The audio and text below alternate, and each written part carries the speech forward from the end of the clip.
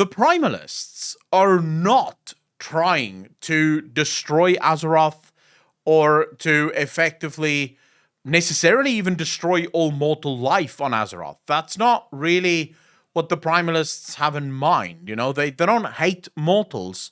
They don't necessarily hate anything.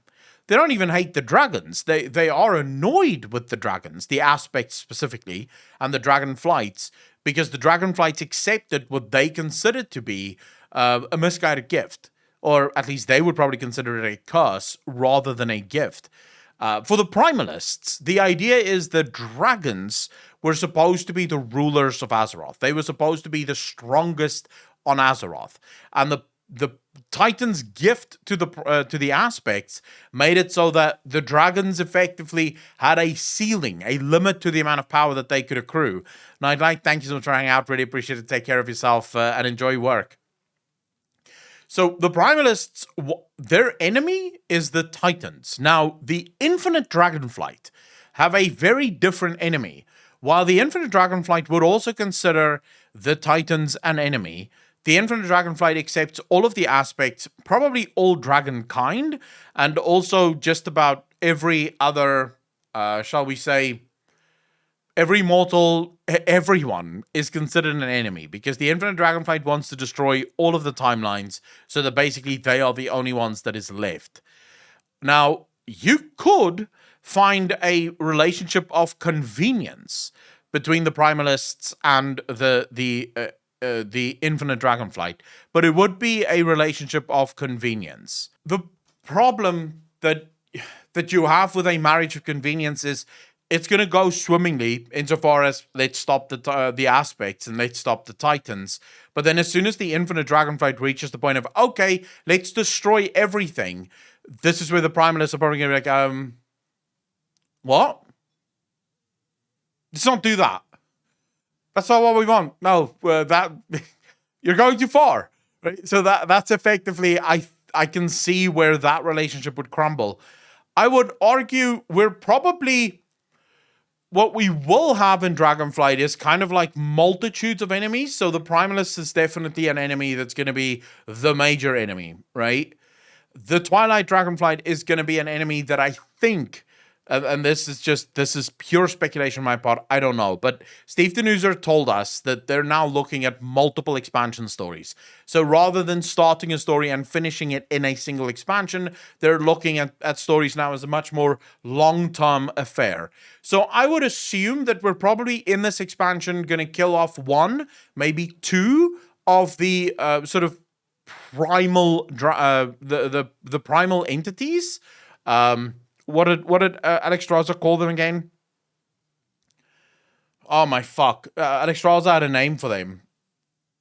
Now I can't remember what she called them.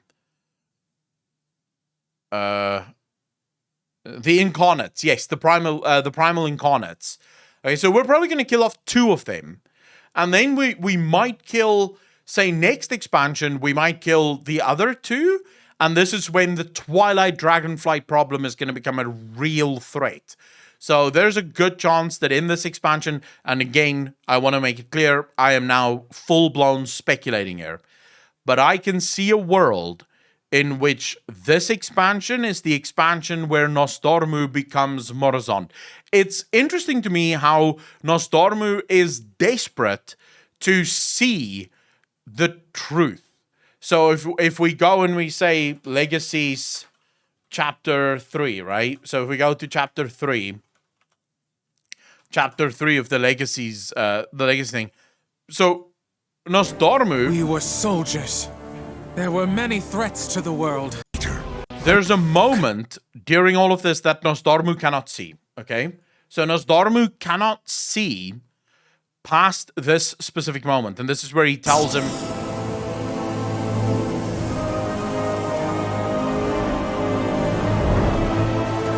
So he tells him here, you have to look. You can't look away. You have to look at this. I need to see what the hell happened here. In other words, I need to see what happened to Deathwing. How did things with Deathwing play out wrong? How did Deathwing ultimately fall? This is telling. Because remember what Nozdormu saw when he became the aspect of the Bronze Dragonflight. He saw his fall, right? So he saw his death, and then he saw himself becoming Morozond. But I imagine, and this is pure speculation on my part, he can't see the exact moment of it. So he can see the moment that leads to his death. He can see the moment that he becomes Morozond, right? Or the moment just after he becomes Morozond. That he sees and that he understands. The problem is the middle bit. He does not seem to understand. He doesn't understand how he would go from being Nozdormu to becoming Morozond. This he does not understand. And this is why he needs to see the moment that Deathwing fell or Nalfarian fell. Because he's hoping that by seeing how Nalfarian came to this, this void creature that he ultimately, that ultimately became Deathwing, if he could understand that, then maybe he can make sense of his own descent into madness. And that will help him save himself, okay? Because I think that's ultimately what it boils down to. Nozdormu cannot imagine anything happening to him that would be enough for him to ultimately declare war against his own kind and against all human life. He can't imagine that ever happening. So he's trying to figure out how exactly did this happen for Deathwing. And of course, he saw that. Deathwing in a moment of, basically in a moment of defeat, in a moment of realizing that there is no way out, Deathwing called upon the void to help him. And the old gods, of course, did help him. They had no problem helping him. The issue is whatever came after that, Deathwing was lost for all eternity at that moment. And this is what I imagine is going to happen to Nozdormu, not with the void, but with something else. So I imagine that in the fight against Raszageth, or maybe even Iracondris, this is where Fazils, how you doing, brother? This is where Nozdormu is going to die, or at least he's going to meet a power that is so powerful that he has there's no way to beat this, and that's the moment that Nozdormu gives in and calls upon an even greater power to save him. The problem is that the power that he calls upon then turns him into a Twilight Dragon and ultimately turns him into Morozond. So that's sort of my speculation on how the story is going to go. I don't think that the Twilight Dragons will work with the Primalists for long periods of time because they don't align, at least not in how they view the world and what they want from the world. Are the Titans blocking his vision? They don't want him to find out why Nalfarian betrayed them. Old gods whispering, they weakened them, etc. I wouldn't be surprised if it is the Titans blocking his vision, or perhaps something even more powerful than that. We know that the old gods have power over the time ways. How do we know that? Well, I say we know. I know that the old gods have power over the time ways. The reason I believe this is we're told consistently that the old gods see 1,000 different truths, and that every single one of these truths they regard as sacred and true. Well, the only thing that is sort of similar to that would be time. There are thousands of different timelines within our universe, and every single one of those timelines can play out very differently depending on, what happens in that timeline. So the old gods most likely see every single one of these timelines, and what all other beings sort of consider as just timelines, in other words, different timelines playing out differently, the old gods revere as truths. Because it doesn't matter what timeline they win in, as long as they win, they will ultimately, be the victors. And that's sort of the only thing that they care about, is that every single one of these timelines can ultimately lead to their victory. So it could be that the old gods are the ones that blocked that part of the timeline so that they couldn't see how their brother fell. Because if Nozdormu could travel to and from, Nozdormu would probably have known far earlier about Deathwing's betrayal. Because remember, Nozdormu can travel on the timeline. So long before Nalfarian even, showed signs of succumbing to the void, if Nalfarian could travel the timelines, Nalfarian would have ultimately seen. If Nozdormu could have traveled the timelines, he would have ultimately seen what Nalfarian did long before they even saw the influence of the old gods within Alfarian. So he would have known that Alfarian is going to betray them, but because he couldn't see that moment, he didn't think that there was anything wrong with Alfarian. He didn't see the descent because he didn't even know that it would have happened in any way, shape, or form. So it makes sense from that perspective that it could have been the old gods. If we go from the perspective of could it have been the Titans, that becomes very difficult because why? Right? So why would the Titans want to hide Nalfarian becoming a void creature? Unless, of course, this is part of some grand design scheme that the Titans have planned out. And you know, they need Nalfarian to fall and become Deathwing because they have this giant plan for how they think the world should play out. And Deathwing is an integral part of that. But I don't really see that. They're far too obsessed with order to really allow for one of their own creations to fall to the void and not make it known to their other creators or other creations. So yeah, that would sort of be my only issue with that theory. Do you think it was N'Zoth or a fifth old god? The problem with a fifth old god... Okay, so I'm sorry that I keep bringing up problems. We have no evidence outside of one picture in the Chronicles, and also... Was it the Chronicles or was it the Shadowlands book? I think it was the Chronicles, but it may actually have been the Shadowlands book. But let's just say, we have one picture that shows that there are 5 old gods, and then we have the game manual for Warcraft 3, I think, that mentions that there are 5 old gods. Outside of that, there has always ever been mention of 4.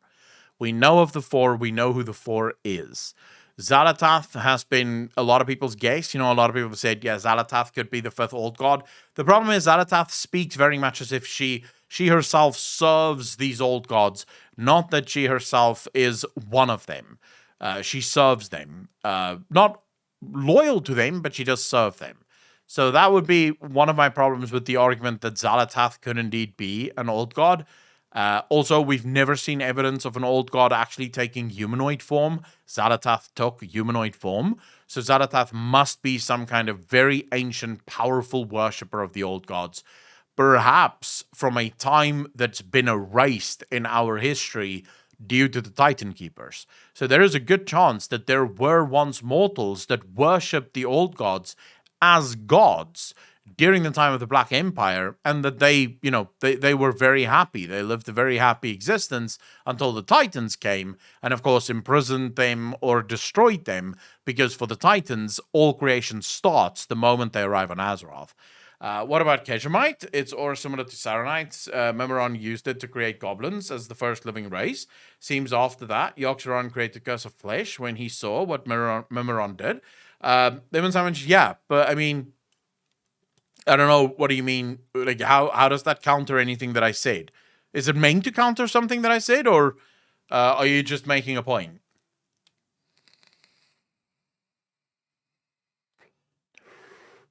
No, I do think that it is N'Zoth. So the fall of Deathwing, if that's what you're referring to, the fall of Deathwing is 100% confirmed N'Zoth, right? We know that Deathwing got corrupted by N'Zoth.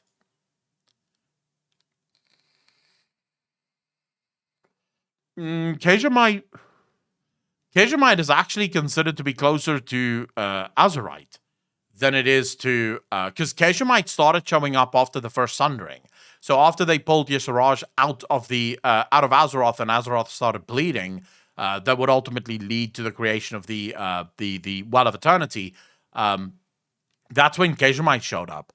Kaja'mite is in terms of what Kaja'mite looks like, it looks very similar to Azerite.